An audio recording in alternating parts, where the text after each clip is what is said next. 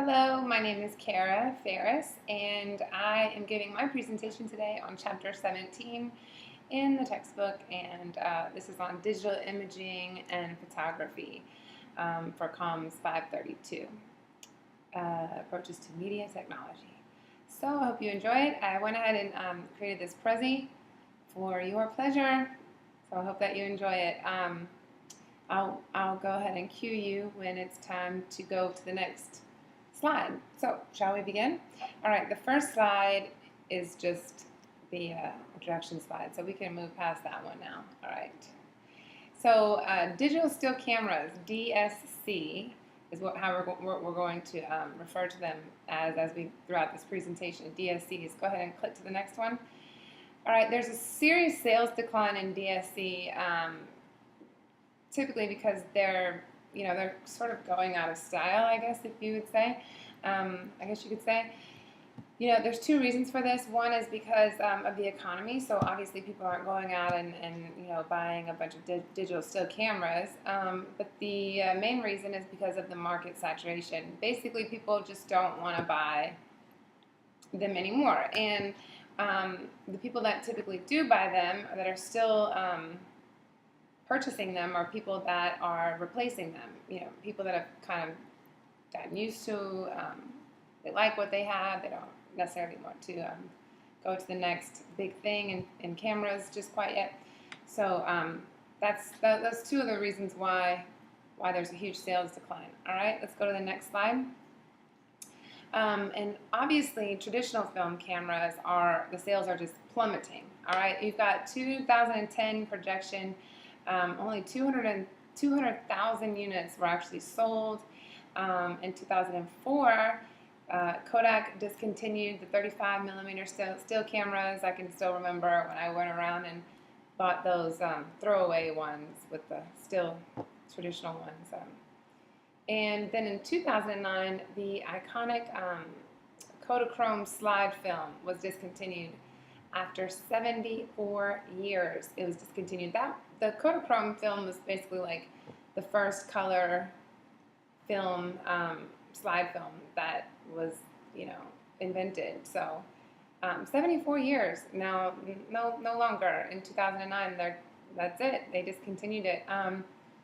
There's only one place in the world that still processes this Kodachrome film, and that is Dwayne Photo Service in Kansas. All right. Go ahead and click the next slide. I went ahead and wanted to say, go Dwayne. I can't believe that. That's a little interesting to me that there's one left in the entire world, nowhere else.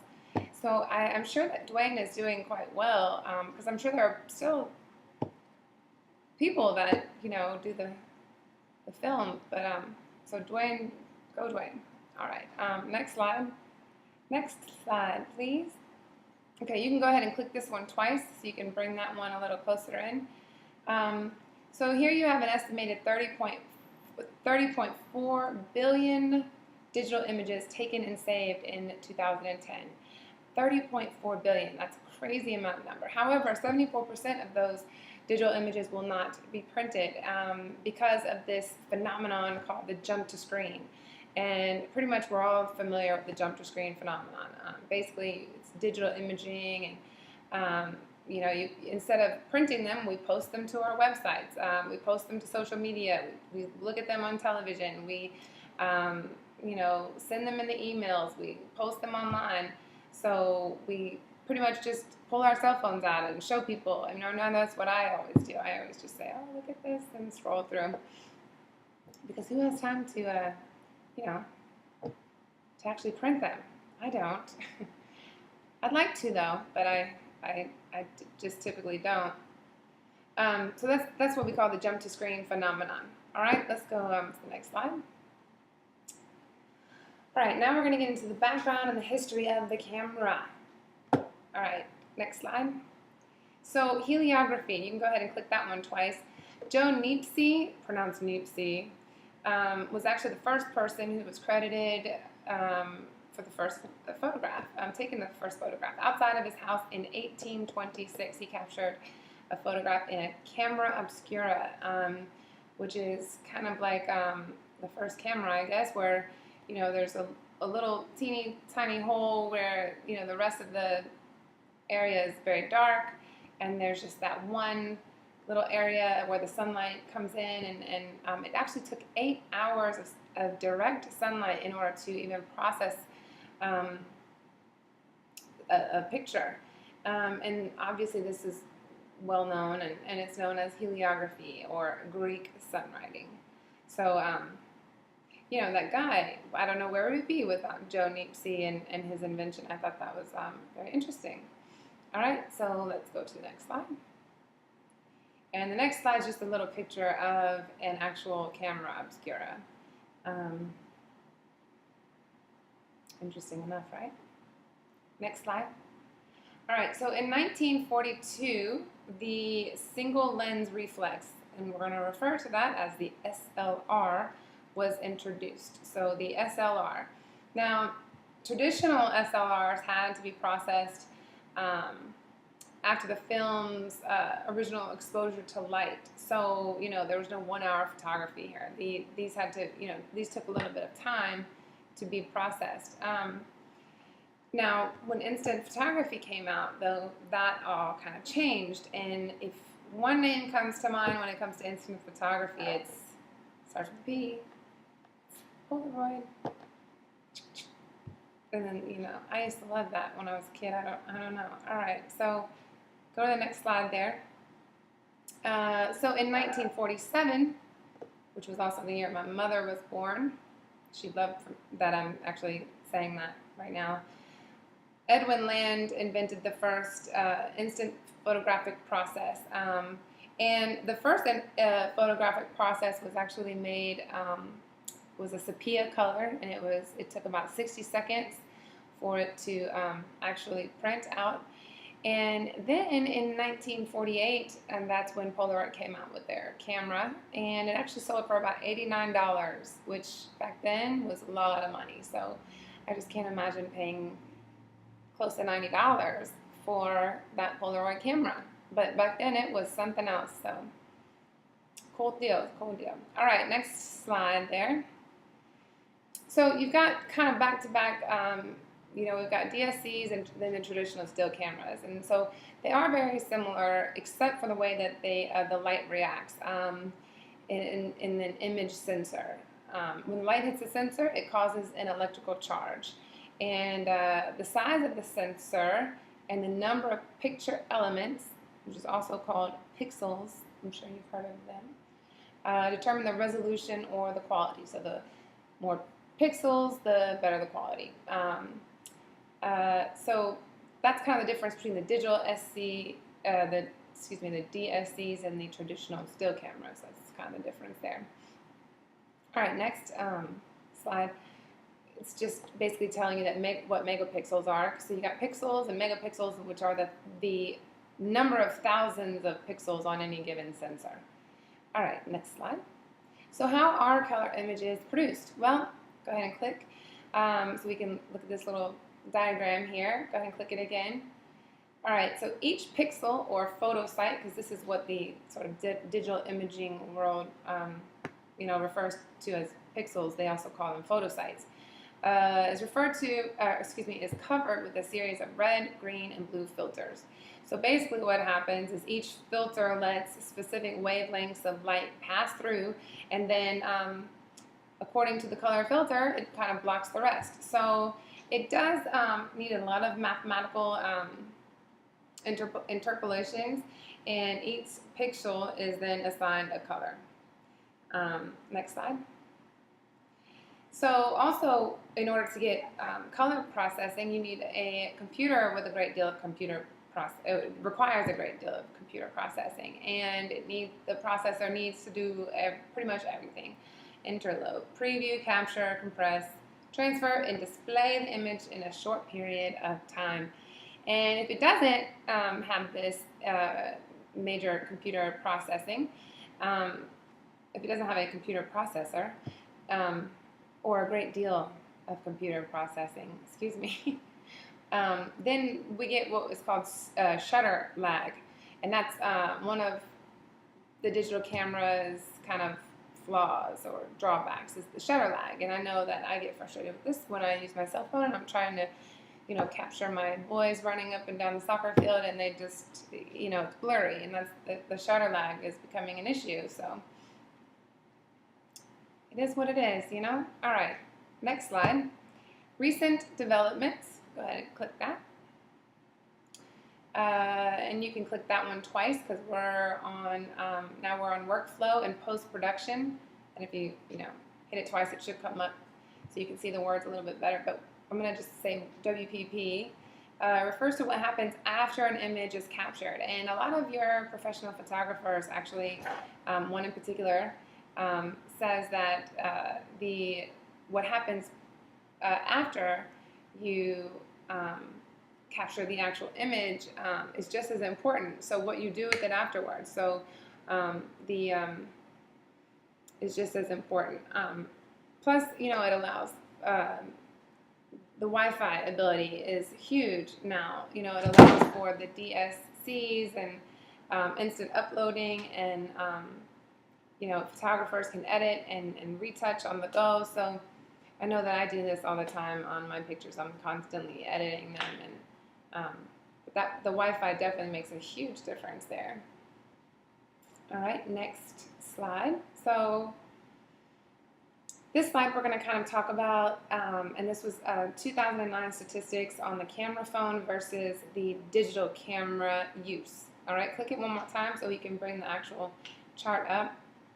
And it talks about digital cameras. As you can see, the household penetration, there are about 78% and there are 62%. And the camera phones have more units per household, but not necessarily because of the actual camera, but they have the actual units in the household. Total units in use, obviously the camera phone is going to have more. But pictures per unit, 230 to 28. And so it kind of tells us that back in 2009, and this is according to PMA Marketing Research, but it sort of tells us that, people are still preferring the digital cameras over their camera phones, and the biggest reason for this would definitely be resolution. There's an issue with resolution when it comes to camera phones. So until that gets better, and which also PMA also, according to them, does not predict that happening anytime soon, which is kind of disappointing to me because I use it so much.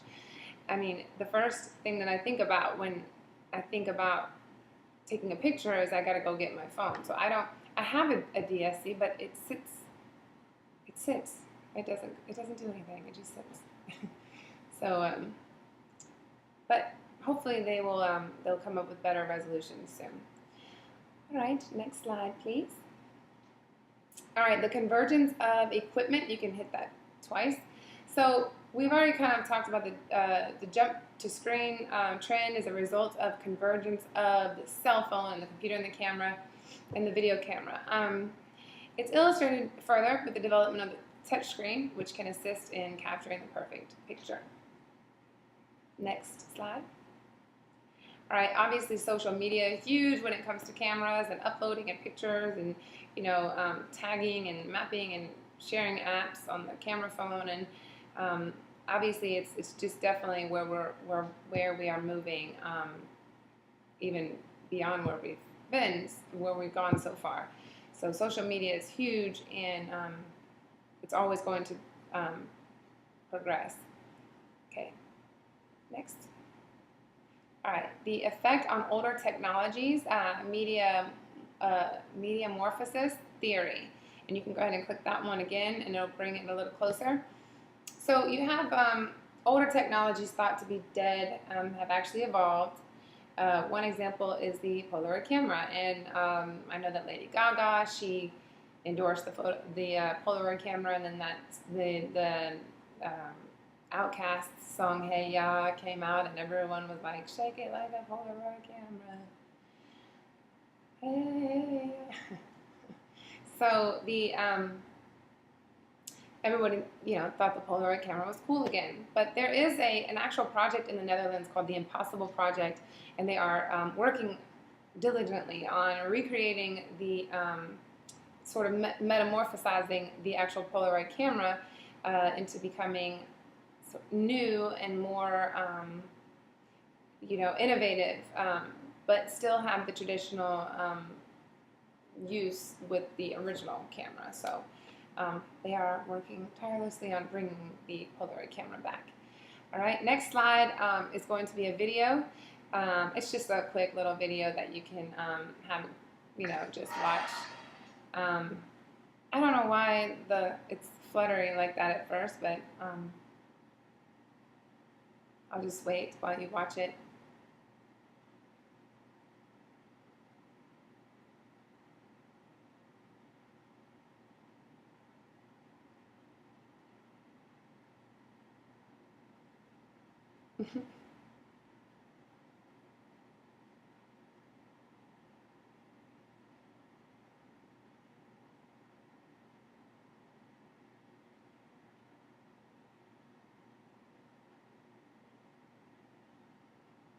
All right, next slide. Hope you enjoyed that. I thought that was kind of funny. All right, so the current status now with DSCs, well, you've got DSLR, which are your digital single lens reflex, versus your digital still cameras. So go ahead and click it again, and you've got the DSCs there. Basically, your point and shoot compact DSCs are the majority of these units sold, and a 4% drop in revenue in 2009, and the repeat buyers, and it's set to decrease in 2010, and that's going to be for the third year in a row. All right, next slide, it moves us over to the DSLRs, which are they're actually increasing in revenue, and by 44% in 2009, and because the average price dropped 16%. It actually increased sales. So then the other two statistics are from Australia and Western Europe, and how basically it shows that the DSLRs are increasing everywhere. All right, next slide. So photo publishing, and you can click that one more time. That brings us up to kind of talk about the photo processing, and it started in the analog era before the digital, and with your photo calendars and that sort of thing. But now we all have, access to that kind of stuff, and we can create our own. And you've got 35% of the total digital photo revenue is photo publishing. And then you've got those digital photo frames, which I think are awesome and really, really cool. And now you can have those sales are increasing because now the frame sizes are starting to get bigger and bigger, and you've got those docking frames, the leather-bound electronic photo books, and then even the fridge-mounted messaging centers, I think, are super cool. And but one thing that I found interesting was that 29% of households with an annual income of $75,000 or more a year, or annual, I already said that, is where you'll find these digital photo frames more. So 29% of households. That's because they're quite expensive. So, all right, next slide. So your camera phones, they did jump from 2.5% in 2003 to a whopping 62% in 2009. And the total number of images taken projected at 228 billion in 2010. That's huge. And I probably accounted for 220 billion of those because I take pictures all the time. My kids are always thrilled about that. All right, next slide, please. Okay, so now these are just little, images.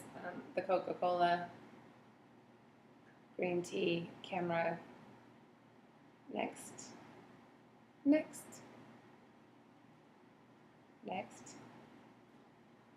A railroad track. Next. All right, just giving you a little reference there from our book. And next slide is the discussion question. So you can refer to, just so you know, it's going to be on page 256 of your textbook, and it's it's kind of based off the question, not the question, but my question is based off of the term media metamorphosis. Again, in page 256 of your textbook, so if you want to look that up. All right, next slide is the discussion question. You can hit that again and it'll bring it a little closer. So the question is, if you could redesign an old technology, let me start again. If you could redesign an old school technology, not one that is currently on the market, i.e. Polaroid, what would you choose and how would you recreate the technology to not only maintain its traditional and original appeal to consumers, but also increase the technology's market value in 2013? So basically, what would you bring back to life and how would you do it, but also keep it old school, but make it better? Think about that. All right, last slide, one more time, and the end. So thanks for watching my presentation today, and I hope that you learned a lot about digital still cameras and single lens reflexes, because I know I did. So God bless. Take care. Bye.